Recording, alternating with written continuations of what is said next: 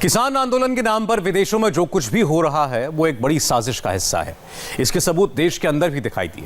कृषि मंत्री नरेंद्र सिंह तोमर ने आज इंडिया टीवी से एक्सक्लूसिव बातचीत में इससे जुड़े कई खुलासे किए। इस पूरे मुद्दे पर बात करने के लिए हमारे साथ मौजूद हैं केंद्रीय कृषि मंत्री नरेंद्र सिंह तोमर। तोमर जी, बहुत स्वागत है इंडिया टीवी पर। सरकार ने पूरी तरह से कोशिश की है कि सभी उलझने किसानों की दूर कर दी जाए। इसका विरोध कर कौन रहे हैं? जो लोग विरोध कर रहे हैं, जो तस्वीरें दिख रही हैं, जो पोस्टर्स दिख रहे हैं, उसमें कई ऐसे नाम हैं जो फिलहाल जेल में हैं। ये लोग क्या किसान हैं? क्या इनका विरोध करना सही है? लेकिन दुर्भाग्य के साथ मुझे ये कहना पड़ता है कि जब मैं मीडिया में ये खबरें सुनता हूँ कि उसमें गलत प्रकार के तत्व शामिल हो रहे हैं जी। आज मैंने ये दैनिक भास्कर अखबार जो है इसको सवेरे पढ़ा तो इसमें किसान आंदोलन में दिखे दिल्ली दंगों के आरोपियों के पोस्टर और रिहाई की मांग। अब ये जो फोटो और तख्तियाँ दिख रही हैं, हम सब इस बात को भलीभांति जानते हैं कि अगर ये तत्व और इस प्रकार की मानसिकता किसानों के कंधे पर बंदूक रख के अपना गोली चलाने की कोशिश कर रही है तो मैं समझता हूँ किसानों के साथ ये घोर अन्याय है। ये हमने इंडिया टीवी पर दिखाई हैं। ये तमाम तस्वीरें मैं अपने फ़ोन में आपको अभी दिखा रहा हूँ। सबसे पहले हमने इस खबर को सामने प्रदर्शित किया कि किस तरह से वो तमाम लोग शामिल हैं इस पूरे आंदोलन में जो शायद किसान किसी तरीके से कहे नहीं जा सकते। मैं पूछना चाहता हूं आपसे, ये तमाम लोग हैं जो अपने आप को किसान कहते हैं, किसान नेता के तौर पर आंदोलन में शामिल हैं, ये कौन लोग हैं? मैं समझता हूँ जो नाम आपने बताए हैं ये घोषित रूप से वामपंथी दलों से जुड़े हुए लोग हैं और मैं आपके माध्यम से इनको भी पूछना चाहता हूँ और देश के किसानों को भी कहना चाहता हूँ, वामपंथी दलों की भी सरकार पश्चिम बंगाल में एक लंबे समय तक रही। मैं पूछना चाहता हूँ कि वामपंथी सरकार के 15-20 साल रहते हुए भी क्या गरीबी समाप्त करने में उन्होंने कोई सफलता प्राप्त की? खेती किसानी के क्षेत्र में पश्चिम बंगाल आगे बढ़ा? वामपंथी लोगों के सोचने का जो नज़रिया है वो किसी भी प्रकार से उचित नहीं है और इस आंदोलन में जब ये शामिल हैं तो मैं समझता हूँ कि किसान आंदोलन में जो नतीजे नहीं निकल पा रहे हैं वो उनका भी एक कारण इस प्रकार की मानसिकता हो सकती है। इस प्रकार के लोग अगर किसान के कंधे पर रखकर बंदूक चलाना चाहते हैं तो मैं समझता हूँ ये किसानों के साथ घोर अन्याय है और किसानों को इससे सावधानी बरतनी चाहिए। कुछ अराजक तत्व किसान आंदोलन में हिस्सा लेकर इसे एक अलग आयाम देने की कोशिश कर रहे हैं। ठीक वैसे ही जैसे CAA के प्रदर्शन के दौरान हमने देखा था कि बहुत बड़े पैमाने पर एक सुनियोजित योजना थी। क्या इस तरह की जानकारी आपके पास भी है? मैं आपके माध्यम से किसान यूनियन के नेताओं को धन्यवाद देना चाहता हूं कि उन्होंने अभी आंदोलन में अनुशासन बनाए रखने का एक सफलतम प्रयत्न किया है। किसी प्रकार की हिंसा वारदात नहीं हुई है और मैं उन्हें यह भी कहना चाहता हूं कि जब सरकार चर्चा में है तो उनको आगे कोई आंदोलन हाथ में नहीं लेना चाहिए।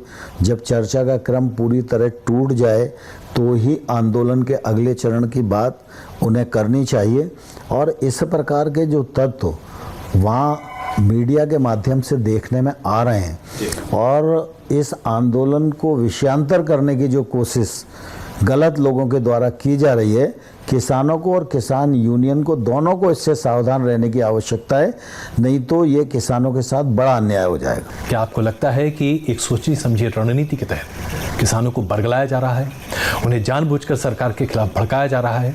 ऐसा नहीं मानता हूँ कि किसान को बहकाया और फुसलाया जा सकता है। किसान समझदार है, अपना भला बुरा समझता है।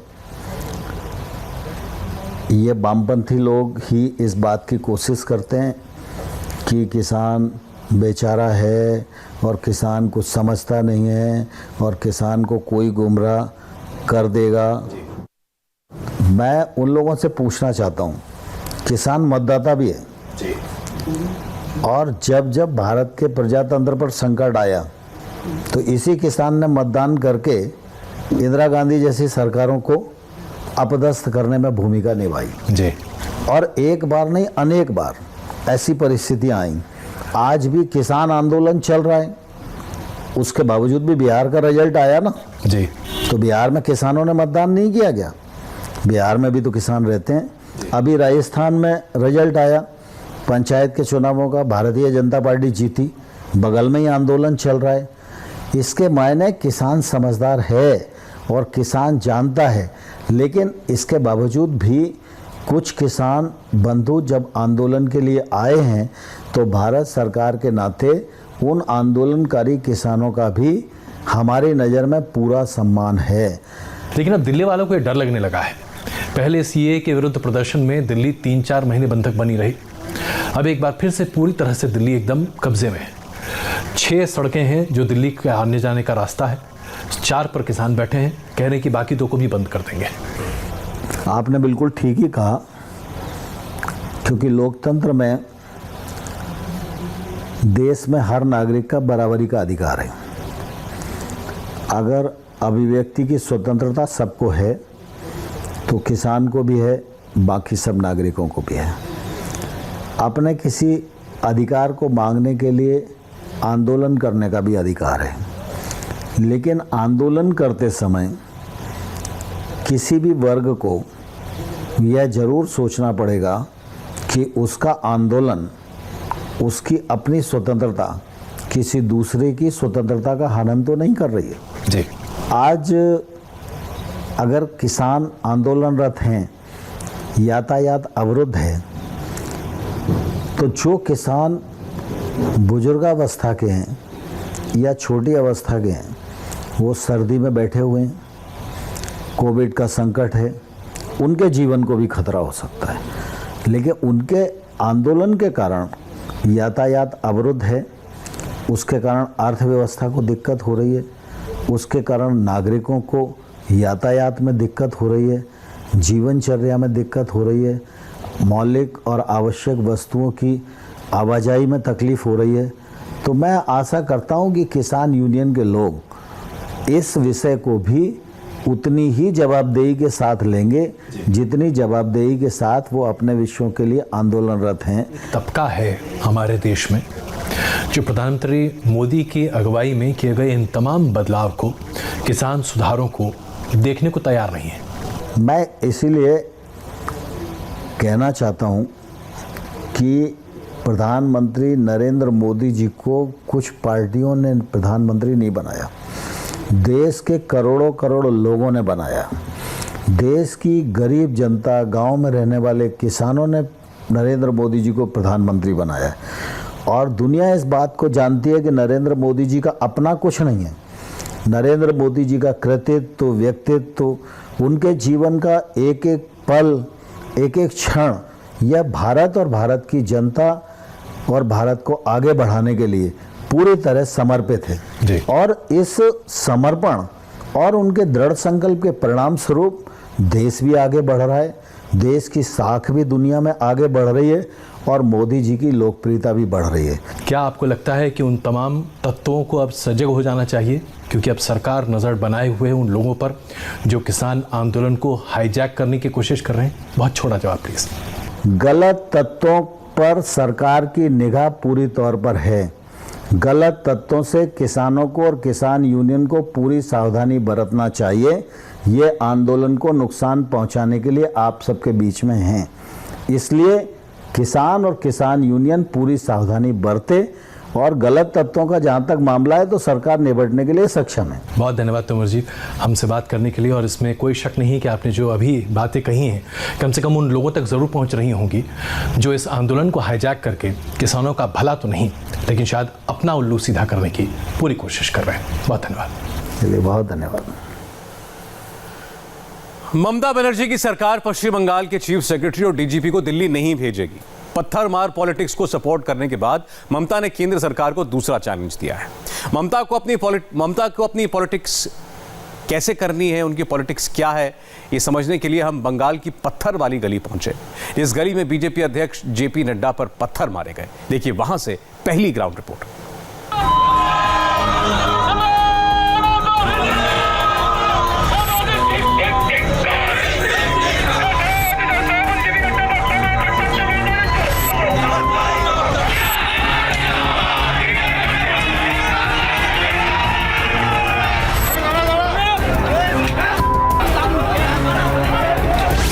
पश्चिम बंगाल में बवाल की ग्राउंड रिपोर्ट क्या?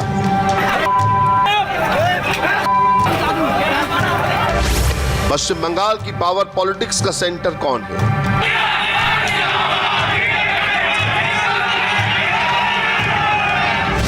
क्या खुद ममता के इशारे पर पॉलिटिकल एनार्की है?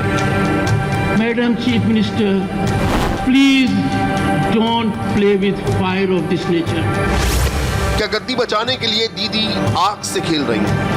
लॉ एंड ऑर्डर वो जो सब्जेक्ट होता है वो सब्जेक्ट स्टेट लिस्ट में पड़ता है। सेंट्रल गवर्नमेंट इसका अंदर घुसने नहीं सकता है।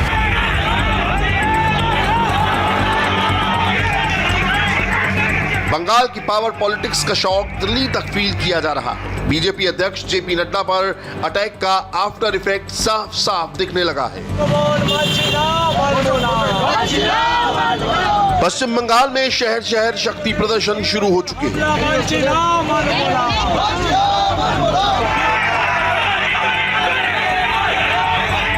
नॉर्थ 24 परगना में बीजेपी और टीएमसी के छात्र नेताओं में जबरदस्त भिड़ंत हुई। कॉलेज कैंपस जंग का अखाड़ा बन गया। जमकर लाठी डंडे चले, पत्थर मारे गए और कई बाइकें तोड़ दी गई।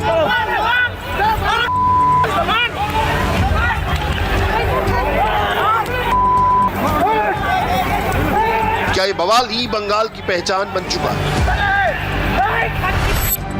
इस सवाल का जवाब तलाशने के लिए हम सबसे पहले डायमंड हार्बर पहुंचे। जेपी नड्डा के काफिले पर हमले के बाद इंडिया टीवी रिपोर्टर जोईता मित्रा ने ये पता लगाने की कोशिश की कि डायमंड हार्बर में किसने क्या देखा और 24 घंटे बाद किसमें कितना बताने की हिम्मत है।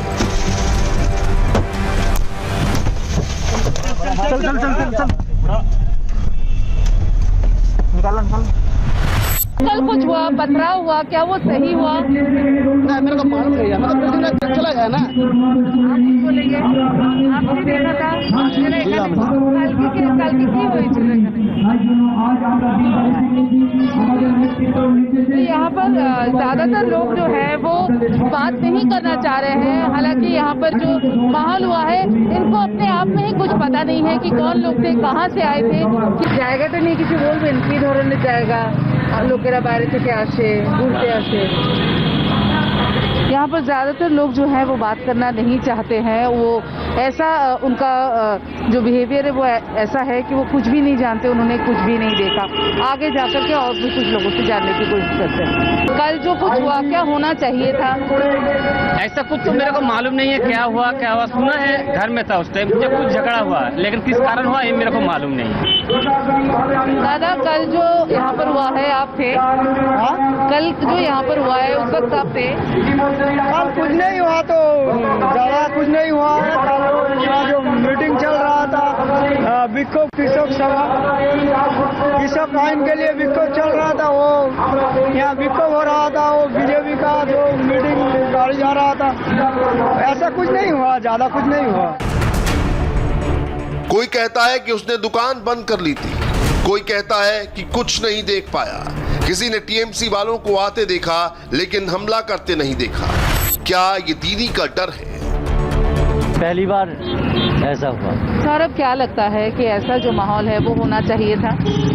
हम लोगों को तो डर लग रहा है, थोड़ा डर लग रहा है, लेकिन क्या करें, हम लोग तो आदमी हैं, इंसान हैं। कौन क्या हुआ हम लोग को मालूम है। बाहर का आदमी आया था, इधर का इलाका का नहीं। क्योंकि यहाँ पर जिनसे भी मैंने बात की उन्होंने यही कहा कि ये इलाका बहुत शांत है, कभी ऐसा कुछ देखने को नहीं मिला है।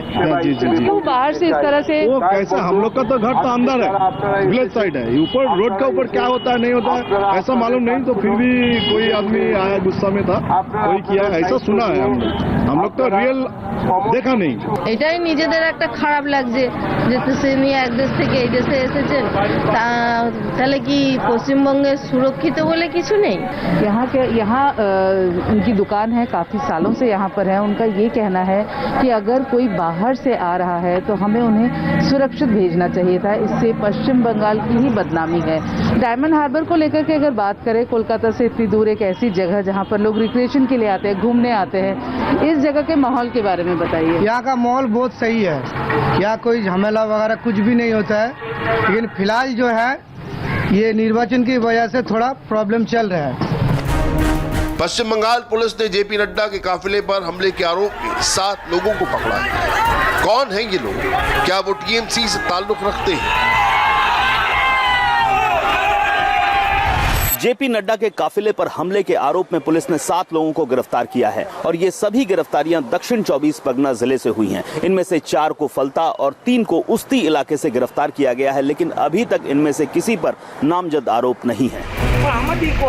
कोलकाता से आपको दिल्ली ले चलते हैं, जहां बंगाल के मुद्दे पर सरगर्मियां बहुत ही तेज हैं। इसी दिल्ली में टीएमसी सांसद और ममता बनर्जी के भतीजे अभिषेक बनर्जी के बंगले के बाहर लगे उनकी नेम प्लेट पर कालिक पोत दी गई। कुछ लोग बैनर पोस्टर लेकर अभिषेक बनर्जी के बंगले के बाहर पहुंचे और उनकी नेम प्लेट पर कालिक पोत कर फरार हो गए।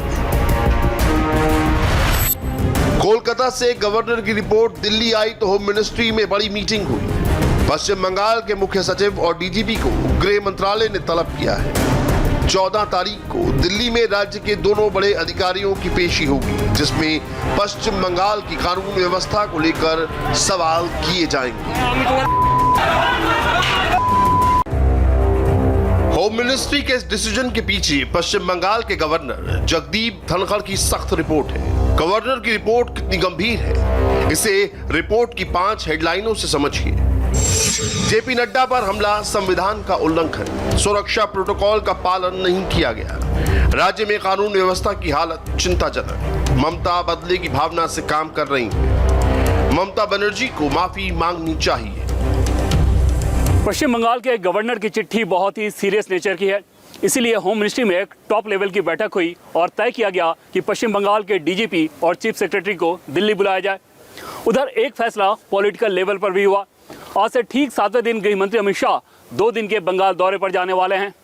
जब दिल्ली की चिट्ठी बंगाल पहुंची, उसके बाद ममता सरकार ने भी एक चिट्ठी दिल्ली भेज दी और उसमें यह बताया गया कि अपने अधिकारियों को दिल्ली नहीं भेज सकते क्योंकि अभी जांच चल रही है। यह चिट्ठी बताती है कि आगे आने वाले दिनों में बंगाल और दिल्ली के बीच तनातनी और बढ़ने वाली है। बंगाल की पॉलिटिकल सिचुएशन टेंस है, ये तो सब जानते हैं, लेकिन बंगाल में कानून का राज चल रहा है या नहीं, ये बात गवर्नर से बेहतर, राज्यपाल से बेहतर और कोई नहीं बता सकता। आपसे थोड़ी देर पहले मैंने खुद बंगाल के गवर्नर जगदीप धनखड़ से बात की, उसके कुछ हिस्से देखिए। सामान्य बात नहीं है कि किसी राज्य के राज्यपाल को ऐसे शब्दों का इस्तेमाल करना पड़े, ऐसी टिप्पणियां करनी पड़े राज्य सरकार के खिलाफ जैसी आपने की हैं, तो जरूर वहां ऐसे हालात बने हुए कि आप मजबूर हुए ये सब कहने के लिए। तो आपकी नजर से अगर देश जानना चाहे पश्चिम बंगाल में इस वक्त हो क्या रहा है? सौरभ जी, पश्चिम बंगाल में हालात बहुत भयानक है, भयावह स्थिति है, डेमोक्रेसी को बहुत बड़ी चुनौती है। प्रशासन लकीर से हट गया है। There is no governance as per constitution और रूल ऑफ लॉ। कल की घटना का आप संकेत देखिए। एक राजनीतिक दल के प्रमुख व्यक्ति का पूर्व निर्धारित कार्यक्रम था, उस कार्यक्रम को डिसरप्ट करने के अंदर प्रशासन ने क्या जबरदस्त गलत भूमिका निभाई। मैंने प्रातः काल से ही राज्य के डीजीपी और चीफ सेक्रेटरी को आगाह किया। 8 बजे मैंने डीजीपी से बात कर उनको जानकारी दी कि इस प्रकार का घटनाक्रम होने जा रहा है। कुछ समय पश्चात राज्य के चीफ सेक्रेटरी ने मुझे मैसेज से बताया और उन्होंने कहा, वो मैं आपको बताता हूं Saurabh ji. Sir, DGP has been alerted and sensitised.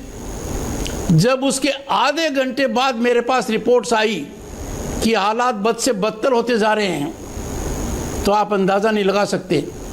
मुझे लिखना पड़ा विवश होकर कि क्या आपने इन लोगों को इम्यूनिटी दे रखी है। And I had to write with utmost pain कि मैं दुखी मन से कह रहा हूं, democracy is being shamed by your acts of omission and commission. और फिर जो कुछ हुआ वो पूरे देश ने देखा। कहां प्रजातंत्र रह जाएगा? यदि राजनीतिक गतिविधि तभी हो पाएगी जब रूलिंग पार्टी के हरमट्स के पक्ष में रहेंगे आप। क्या प्रशासन इस प्रकार का राजनीतिकरण अपने आप को कर लेगा? लगातार मैं 1 साल से ज़्यादा सरकार को कह रहा हूं public servant should not be political worker. दुखदायी स्थिति है, चिंता का विषय है, चिंतन का विषय है जी। Public servants are not only political workers, they are acting as frontline political workers. ये बात जो भी आपने बताई है बहुत गंभीर बात है सर, कि अगर राज्यपाल को ये मालूम है कि एक पॉलिटिकल कार्यक्रम होने जा रहा है और उसके अंदर कोई बड़े पैमाने पर गड़बड़ी हो सकती है, हिंसा भी हो सकती है, ये जानकारी आप तक है, तो ये तो समझा नहीं जा सकता कि ये पुलिस को नहीं पता, प्रशासन को नहीं पता और वारदात हुई। नहीं सौरभ जी, ये जानकारी मैंने चीफ सेक्रेटरी और डीजीपी को दी है और घंटों पहले दी है और उनका एक्नॉलेजमेंट मेरे पास आया है। चीफ सेक्रेटरी ने कहा कि डीजीपी को अलर्ट कर दिया और सेंसिटाइज कर दिया है, उसके बाद ऐसा घटनाक्रम होना।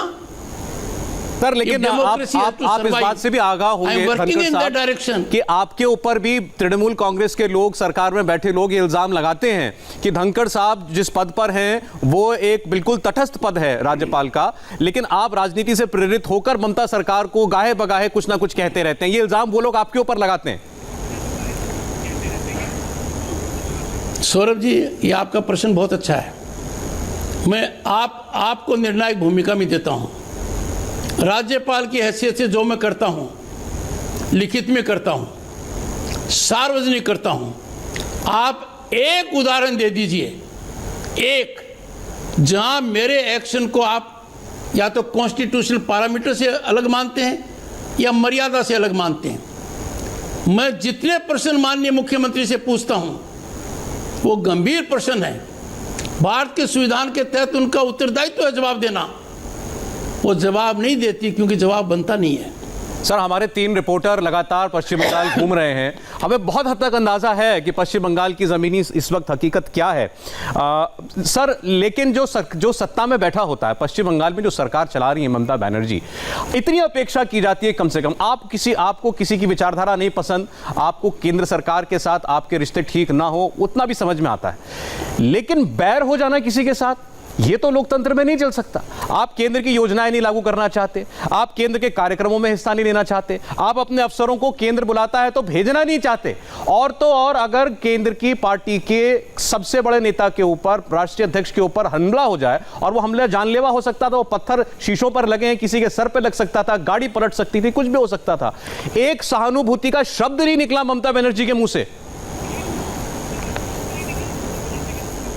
देखिए मैं बताता हूं, केंद्र से टकराव की वजह से माननीय मुख्यमंत्री ममता बनर्जी ने राज्य के 70 लाख किसानों के पेट पर जबरदस्त लात मारी है। अब तक उन किसानों को 8,400 करोड़ रुपया मिलता, पूरे देश में मिला लोगों को, पश्चिम बंगाल के किसान को नहीं मिला। हर किसान के अकाउंट में सीधे 12,000 करोड़ आते, 1200 करोड़ आते, पर नहीं दिए 1200 करोड़। क्यों? इन्होंने जानकारी नहीं दी। आप अंदाजा लगा सकते हो कि किसान के साथ जो अन्नदाता है, इस प्रकार का कार्य किया जा सकता है, पेट पर लात मारी जा सकती है, किस लिए? कन्फ्रंटेशन। सर आपने जितने हालात बयान किए पश्चिम बंगाल के इस वक्त हमारे सामने, grave finding by the high court, आपने कहा वहां पर कॉन्स्टिट्यूशनल ब्रेकडाउन की स्थिति है, ब्यूरोक्रेसी, पुलिस पूरी तरीके से पॉलिटिसाइज्ड है, उसका राजनीतिकरण हो चुका है, भ्रष्टाचार जड़ें बना चुका है और लॉ एंड ऑर्डर ब्रेकडाउन की स्थिति आ चुकी है। तो सर ये तो फिट केस होता है, टेक्स्ट बुक केस होते हैं राष्ट्रपति शासन लगाने के। बीजेपी के नेता मांग कर रहे हैं राष्ट्रपति शासन लगाई जाए। अब ये फैसला और या अगर ऐसे हालात हैं तो ये रिपोर्ट तो आपको देनी होगी। आपकी नजर में क्या राष्ट्रपति शासन लगाने के फिट हालात हैं पश्चिम बंगाल में? सौरभ जी, राज्यपाल जो अपनी रिपोर्ट देता है वो राज्यपाल और सरकार के बीच की है, उसकी सार्वजनिक चर्चा आप बहुत प्रखर पत्रकार हैं, जानते हैं, हो नहीं सकती है। पर मैं आपको इतना आश्वासन जरूर देता हूँ, I believe in rule of law, I believe in cooperation. मैं मानकर चलता हूँ कि माननीय मुख्यमंत्री चिंतन करेंगी, माननीय मुख्यमंत्री अनुभवी नेता हैं, वो कैसे इस प्रकार का घिनौना करते स्वीकार कर सकती हैं। और जिस तरीके से उनका कल का रिएक्शन आया है उसे देखकर तो मैं स्तब्ध हो गया, डेमोक्रेसी शर्मसार हो गई। राज्य के मुख्यमंत्री का इस प्रकार का कृत्य, इस प्रकार के शब्दों का चयन, इस प्रकार उनका विवरण देना कल्पना नहीं की थी। मन भी दुखी है। लाखों लोग रोए हैं कल कि हमारे बंगाल के कल्चर के साथ इतनी बड़ी बदसलूकी हुई है, बड़ी भारी परेशानी हुई है। बहुत से लोग ये मानकर चलते हैं कि हालात में सुधार नहीं आएगा। मैं आपके माध्यम से पश्चिम बंगाल के आम मतदाता को कहना चाहता हूं, 2021 का चुनाव, उस यज्ञ के अंदर वो अपनी आहुति दें। सबसे बड़ा योद्धा, सबसे बड़ा स्टेक होल्डर आम मतदाता है। वो क्या चाहता है? वो बिना वायलेंस के चुनाव चाहता है, निष्पक्ष चाहता है, निर्भीक तरीके से चाहता है, बिना अपने आप को बंधन में महसूस किए चाहता है। ऐसे हालात फिलहाल नहीं है।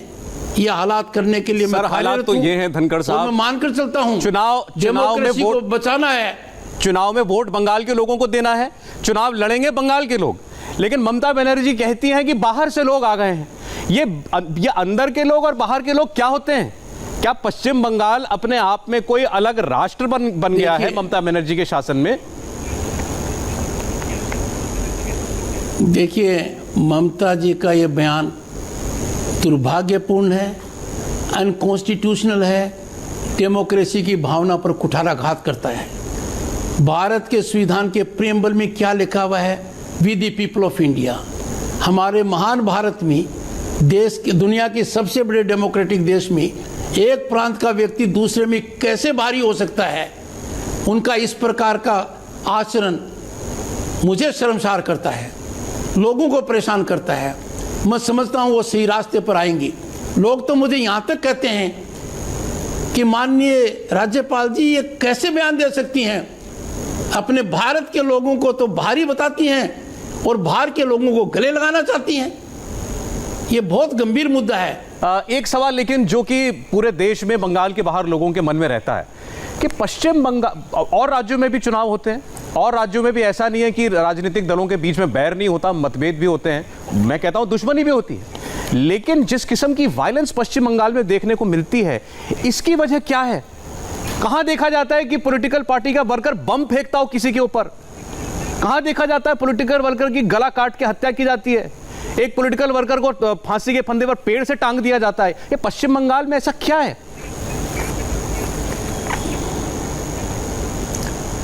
इसका पूरा अंदाजा आपको कल के घटनाक्रम से हो जाना चाहिए।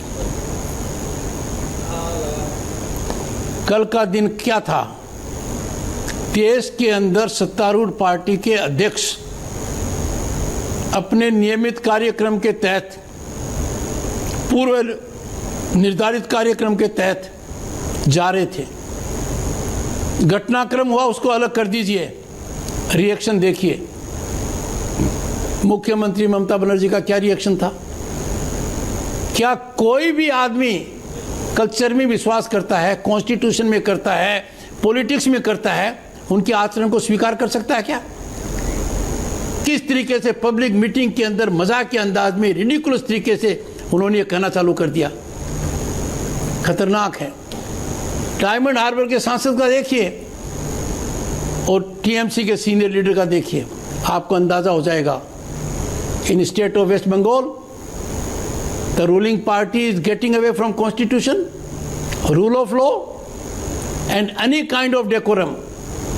और ये कर लिया कि पॉलिटिकल एक्टिविटी पश्चिम बंगाल के अंदर तभी संभव है जब रूलिंग पार्टी की स्वीकृति हो, रूलिंग पार्टी के साथ सिंक हो, रूलिंग पार्टी के साथ बोनोमी हो, और ये किसी भी डेमोक्रेसी में स्वीकार्य नहीं हो सकता। बिल्कुल। और मैं मानकर चलता हूं this can not be allowed to last, because this is unconstitutional and democratic. Sir, आप अपना काम कर रहे हैं, हम अपना काम कर रहे हैं। अब जो हालात आप बता रहे हैं, इसका जवाब तो पश्चिम बंगाल की जनता ही दे सकती है। अच्छी बात है कि चुनाव बहुत दूर नहीं है। बहुत बहुत धन्यवाद जगदीप धनखड़ साहब, हमसे बात करने के लिए शुक्रिया आपका। अब बात उत्तर प्रदेश की। यूपी में किस माफिया पर योगी सरकार ने लगाया कुर्की का ताला? देखिए एक ब्रेक के बाद।